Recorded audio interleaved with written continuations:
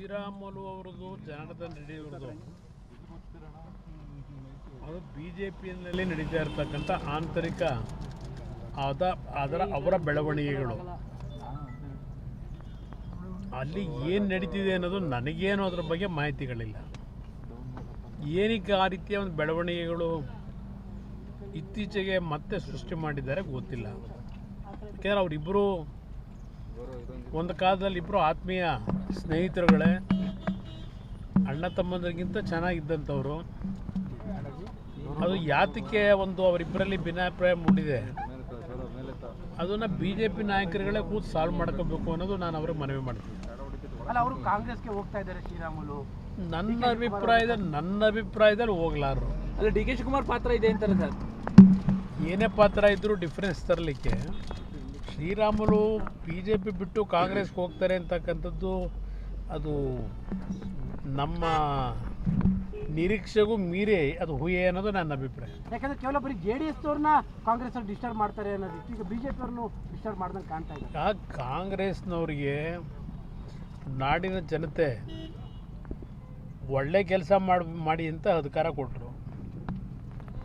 ಆದರೆ ಕಳೆದ 18-19 ತಿಂಗಳಿಂದ ಅವರು ನಡೀತಿರ್ತಕ್ಕಂಥ ಮಾರ್ಗ ನೋಡಿದ್ರೆ ಅವರಿಗೆ ರಾಜ್ಯದ ಜನತೆಯ ಒಂದು ಸಮಸ್ಯೆಗಳಿಗೆ ಪರಿಹಾರವನ್ನು ತರಬೇಕು ಅನ್ನೋದಕ್ಕಿಂತ ಹೆಚ್ಚಾಗಿ ವಿರೋಧ ಪಕ್ಷಗಳನ್ನು ಒಂದು ರೀತಿ ಅಸ್ಥಿರಗೊಳಿಸ್ತಕ್ಕಂಥದ್ದು ಮತ್ತು ಆಡಳಿತ ಅಂತಕ್ಕಂಥ ಒಂದು ಕರ್ನಾಟಕದ ಒಂದು ಹೆಸರೇನಿತ್ತು ಆಡಳಿತದ ಬಗ್ಗೆ ಅದನ್ನು ಸರ್ವನಾಶ ಮಾಡಬೇಕು ಅಂತಕ್ಕಂಥ ನಿರ್ಧಾರ ಮಾಡಿ ಹೊರಟಿದ್ದಾರೆ. ಒಂದು ಇಡೀ ದೇಶದಲ್ಲೇ ಕರ್ನಾಟಕದ ಆಡಳಿತ ಅನ್ನೋದು ಇಡೀ ಮಾದರಿ ದೇಶಕ್ಕೆ ಅಂತಕ್ಕಂಥ ಒಂದು ವಾತಾವರಣ ಇತ್ತು ಒಂದು ಕಾಲದಲ್ಲಿ. ಇಂಥ ಒಂದು ಕರ್ನಾಟಕ ರಾಜ್ಯದ ಆಡಳಿತವನ್ನು ಸರ್ವನಾಶ ಮಾಡಬೇಕು ಅಂತಕ್ಕಂಥದ್ದೇ ನಿರ್ಧಾರ ಕಾಂಗ್ರೆಸ್ ನಾಯಕರಲ್ಲಿ ಇದ್ದಾಗಿದೆ.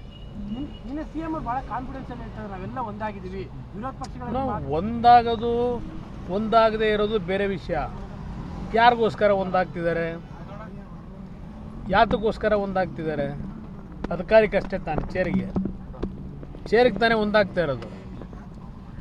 ಆಯ್ತಪ್ಪ, ಜನ ಚೇರ್ ಕೊಟ್ಟಿದ್ದಾರಲ್ಲ, ಜನಕ್ಕೆ ಏನು ಮಾಡ್ತಾ ಇದ್ದೀರಿ? ಈಗ ಮೈಕ್ರೋ ಫೈನಾನ್ಸು ಈಗೇನೋ ನಾಳೆ ಸಭೆ ಕರೀತಾರಂತೆ. ಒಂದು ತಿಂಗಳಾಯಿತು ಬಹುಶಃ ಚಾಮರಾಜನಗರದಲ್ಲಿ ನಡೆದಂಥ ಘಟನೆ, ಹಳ್ಳಿಯ ಜನ ಊರೂರೇ ಗುಳೆ ಹೋದಂಥದ್ದು. ಎಷ್ಟು ತಿಂಗಳಾಯಿತು? ವರ್ಣದಲ್ಲೂ ಆಗಿದೆ, ಇಡೀ ರಾಜ್ಯದಲ್ಲಾಗಿದೆ. ಎಂದೂ ಸಹ ಮೈಕ್ರೋ ಫೈನಾನ್ಸ್ನವರ ಈ ಒಂದು ಜನಸಾಮಾನ್ಯರ ಮೇಲೆ ಕೊಡ್ತಾ ಇದ್ದಂಥ ಹಿಂಸೆ ಇತ್ತಲ್ಲ, ಅದರ ಬಗ್ಗೆ ಸರ್ಕಾರ ಏನಾದರೂ ಕ್ರಮ ತೆಗೆದುಕೊಳ್ತಕ್ಕಂಥ ಚಿಂತನೆ ನಡೆಸಿದಾರ? ಅವರಿಗೆ ಒಂದು ಮಾನಸಿಕ ಸ್ಥೈರ್ಯ ತುಂಬತಕ್ಕಂಥ ಕೆಲಸ ಮಾಡಿದ್ರ? ಈ ರಾಜ್ಯದಲ್ಲಿ ಈಗಾಗಲೇ ಕಳೆದ 7-8 ತಿಂಗಳಲ್ಲಿ ಎಷ್ಟು ಜನ ಬಾಣಂತಿಯರು ತೀರ್ಕೊಂಡು ಹೋದರು? ಏನು ಕ್ರಮ ತಗೊಂಡ್ರಿ? ಯಾರ ಮೇಲೆ ಕ್ರಮ ತಗೊಂಡಿದ್ದೀರಿ? ಆ ಬಾಣಂತಿಯರ ಸಾವಿಗೆ ಕಳಪೆ ಔಷಧಿ ಸರಬರಾಜು ಅಂತಕ್ಕಂಥದ್ದು ನೀವೇ ಹೇಳ್ಕೊತೀರಿ. ಯಾರು ಕಳಪೆ ಔಷಧಿ ಸರಬರಾಜು ಮಾಡಿದವರು ಅಂಥದನ್ನು ನಿಮ್ಮಲ್ಲಿ ಯಾತಕ್ಕೆ ಕೊಂಡ್ಕೊಂಡ್ರಿ? ಏನು ಆ್ಯಕ್ಷನ್ ತಗೊಂಡ್ರಿ? ಚೇರ್ ಮುಖ್ಯ ಅಲ್ಲ, ಇಲ್ಲಿ ಎಷ್ಟು ದಿವಸ ಇರ್ತೀರಿ ಮುಖ್ಯ ಅಲ್ಲ. ಪಾಪ ಅದೇನು ಹೇಳ್ತಾರಲ್ಲ, ದೇವರಾಜಸ್ಸು ಅವರಿಗೆ ಸರಿಸಮಾನವಾದ ಅವಧಿ ಮುಗಿಸ್ತಾರೆ ಅಂತ. ಮುಗಿಸ್ಗಳಪ್ಪ, ಇನ್ನೂ 5 ವರ್ಷ ಮುನಿವ ಬನ್ನಿ. ಜನಕ್ಕೆ ಏನು ಕೊಡ್ತಾ ಇದ್ದೀರಿ? ಸಾಲದ ಹೊರೆ. ಈಗ ಬಹುಶಃ ಈ ರೈತ ಮಹಿಳೆಯರು ಮತ್ತೆ ಬಡವರು ಇವರೇ ಹೆಚ್ಚು ಟಾರ್ಗೆಟ್ ಆಗಿದ್ದಾರೆ, ಊರು ಬಿಡ್ತಿದ್ದಾರೆ ಇರ್ತಕ್ಕಂಥ ಪ್ರಶ್ನೆನೇ ಅದು. ಈಗ 2,000 ರೂಪಾಯಿ ನೀವು ಕೊಡ್ತಕ್ಕಂಥದ್ರಿಂದ ಏನೋ ಬಡವರನ್ನ ಆರ್ಥಿಕವಾಗಿ ಸದೃಢವಾಗಿ ಬೆಳೆಸ್ತಾ ಇದ್ದೀವಿ ಅಂತ ಹೇಳಿದ್ರಲ್ಲ, ಇದೇನಾ? ಮೈಕ್ರೋ ಫೈನಾನ್ಸ್ಗಳು ವಿತೌಟ್ ಲೈಸೆನ್ಸು ಅಣಬೆಗಳು ಹುಡ್ದಂಗೆ ಹುಟ್ಟಿದ್ದಾವೆ ರಾಜ್ಯದೊಳಗೆ ಎಲ್ಲ ಕಡೆ. ಯಾವ ರೀತಿ ಅವ್ರ ಮೇಲೆ ನೀವು ಕಡಿವಾಣ ಹಾಕಿದ್ದೀರಿ? ನಾನು ನಿನ್ನೆ ಬೆಳಗ್ಗೆ ಅದರ ಬಗ್ಗೆ ಒಂದು ಸರ್ಕಾರಕ್ಕೆ ಮನವಿ ಮಾಡಿದೆ. ನಾನು 2018 ನೀವು ಇವ್ರ ಜೊತೆನೇ ಸೇರಿ ಸರ್ಕಾರ ಮಾಡಿದ್ನಲ್ಲ, ಒಂದು ಋಣಮುಕ್ತ ಕಾಯ್ದೆ ತಂದೆ 2018ರಲ್ಲಿ. ವಿಧಾನಸಭೆಯಲ್ಲಿ ಬಿಲ್ಲೇ ಪಾಸ್ ಮಾಡಿದ್ದೀವಿ, ಗವರ್ನರು ಅಕ್ಸೆಪ್ಟ್ ಮಾಡಿದ್ರು.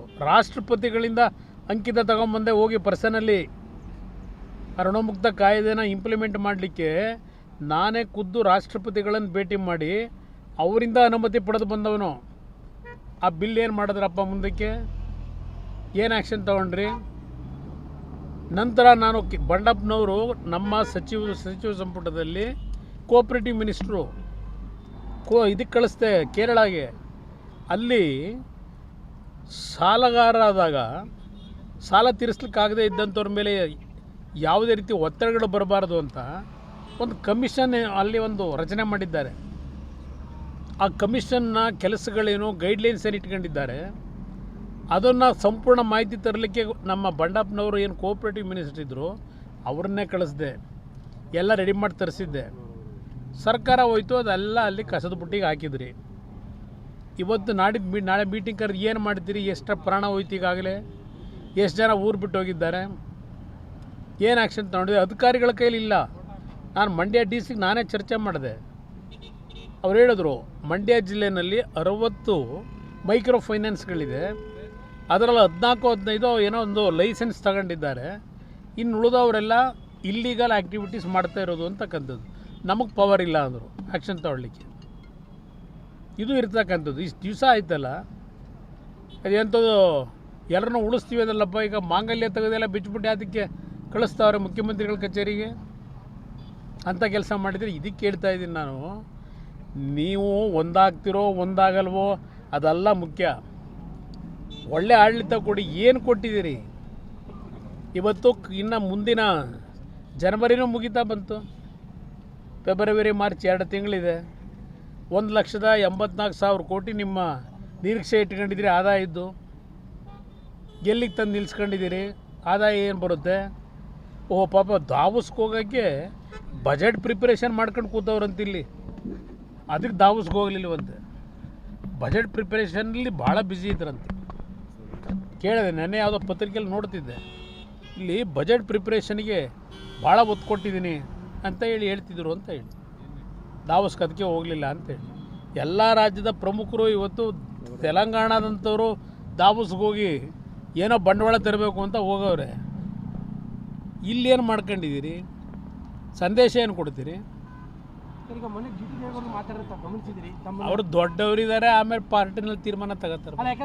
ಶಕ್ತಿ ಇಲ್ಲ ಅಂತ ಸರ್, ತಮಗೆ ಶಕ್ತಿ ಇಲ್ಲ ಅಂತ. ಶಕ್ತಿ ಅದೆಲ್ಲ ಆಮೇಲೆ ತೋರಿಸೋಣ ಬನ್ನಿ. ನಮಸ್ಕಾರ, ಕರ್ನಾಟಕ ಪ್ರೈಮ್ ಟೈಮ್ಗೆ ಸ್ವಾಗತ. ನಾನು ಜಯಪ್ರಕಾಶ್ ಶೆಟ್ಟಿ. ಇಡೀ ಕರ್ನಾಡು ಇವತ್ತು ರೆಬೆಲ್ ಆಗಿ ನಿಂತಿದೆ. ಈ ಹಗರಣಗಳನ್ನು ಸದನದಲ್ಲಿ ಪ್ರಸ್ತಾಪ ಮಾಡಲು ಕೂಡ ಕಾಂಗ್ರೆಸ್ ಹಿಂದೇಟು ಹಾಕಿದ್ದೇಕೆ? ನಿಮ್ಗೆ ಸಂಬಳ ಅದಕ್ಕೆ, ನಿಮಗೆ ವಾಹನ ಅದಕ್ಕೆ, ನಿಮಗೆ ವೆಪನ್ ಅದಕ್ಕೆ, ನೀವು ಅದನ್ನು ಸೆರೆ ಹಿಡಬೇಕಾಗಿತ್ತು. ನೀವು ವಿದ್ಯುತ್ ಬರ ಇದೆ ಅಂತ ಹೇಳ್ತಾ ಇದ್ದೀರಿ, ಎಲ್ಲಿ ಬರ ಇದೆ ನೀವು ಹೇಳಬೇಕು. ಪಾಕಿಸ್ತಾನ್ ಆಕ್ಯುಪೈಡ್ ಕಾಶ್ಮೀರ್ ಅದು ಎಂದೆಂದಿಗೂ ನಮ್ಮದು. 40 ಮೆಷಿನ್ಗಳು ತಂದಿತ್ತು ನೋಟ್ ಎಣಿಸುವುದಕ್ಕೆ, ಅದೇ ಹಾಳಾಗಿದೆ. ಮಥುರಾದ ಗಲಾಟೆ ಇದೆಯಲ್ಲ, ಅದು ಸ್ಥಳೀಯವಾಗಿ ಕೂತು ಪರಿಹರಿಸಬಹುದಾದಂಥ ಕಾನೂನಿದೆ. ಗ್ಯಾರಂಟಿ ಯೋಜನೆಯಿಂದ ನಷ್ಟ ಆಗಿದೆ, ಲಾಭ ಆಗಿದೆ, ದಯವಿಟ್ಟು ಹೇಳಿ. Dawood Ibrahim most wanted criminal ಯಾವಾಗಾದ ಅಂದರೆ ಇಲ್ಲಿ ತನಕ ಭಾರತ ದೇಶದಲ್ಲಿ ಓರ್ವ ದಲಿತ ಪ್ರಧಾನಿಯಾದಂಥ ಇತಿಹಾಸವೇ ಇಲ್ಲ. ರಿಪಬ್ಲಿಕ್ ವರ್ಲ್ಡ್ ಆಪ್ ಇದು ಕೇವಲ ಅಪ್ಲಿಕೇಶನ್ ಅಲ್ಲ, ಸಮಗ್ರ ಸುದ್ದಿಗಳ ಸಂಪರ್ಕ ಮಾರ್ಗಕ್ಕೆ ಕ್ರಾಂತಿಕಾರಿ ಬದಲಾವಣೆ. ರಿಪಬ್ಲಿಕ್ ವರ್ಲ್ಡ್ ಆಪ್ ಕೇವಲ ಸುದ್ದಿ ಅಪ್ಲಿಕೇಶನ್ ಅನ್ನ ಪರಿಚಯ ಮಾಡ್ತಾ ಇಲ್ಲ, ಬದಲಾಗಿ ಡಿಜಿಟಲ್ ಸುದ್ದಿ ಬಳಕೆಯ ಹೊಸ ಯುಗಕ್ಕೆ ನಾಂದಿ ಹಾಡ್ತಾ ಇದೆ. ಇದೊಂದು ಬ್ರೇಕಿಂಗ್ ನ್ಯೂಸ್, ಪ್ರಭಾವಶಾಲಿ ಕಾರ್ಯಕ್ರಮಗಳಿಗೆ ಗಟ್ಟಿಯಾದ ವೇದಿಕೆ. ರಿಪಬ್ಲಿಕ್ ವರ್ಲ್ಡ್ ಅಪ್ಲಿಕೇಶನ್ ಈಗ ಲೈವ್ ಆಗಿದೆ. ಗೂಗಲ್ ಪ್ಲೇ ಸ್ಟೋರ್ ಮತ್ತು ಆಪಲ್ ಆಪ್ ಸ್ಟೋರ್ ಎರಡರಲ್ಲೂ ಲಭ್ಯವಿದೆ. ಈಗಲೇ ಡೌನ್ಲೋಡ್ ಮಾಡಿ.